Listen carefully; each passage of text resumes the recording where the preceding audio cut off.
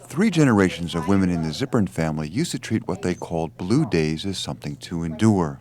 But when grandmother Sidel moved out of her home of 50 years, I really started to cry with tears, which never happened. and granddaughter Carly was too depressed to leave her college dorm room. They were both withdrawing from life, and it was only later that my sister pointed out that I was acting in much the same way. Jill's sister was the first to suggest her family was suffering from more than just blue days. All 3 women were later diagnosed with depression. Psychiatrist Myrna Weissman, who has published more than 450 scientific papers and 10 books on depression, says families like the Zipperns are not uncommon, and if multiple generations are affected by depression, then the youngest generation seem to be at an increased risk for the illness.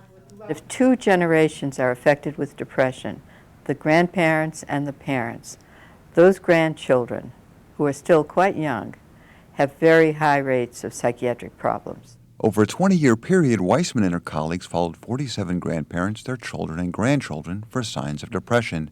They reported in the Archives of General Psychiatry that children in depressed families had more than a 5-fold increased risk of any psychiatric disorder.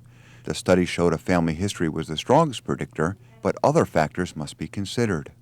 Depression has a genetic component to it, but the environment is probably necessary to bring out the expression of it. Weissman says major life changes like the Zipperns faced, as well as stressful family relationships and financial situations, can trigger depression. I'm Oren Schoenfeld. Out of the shop.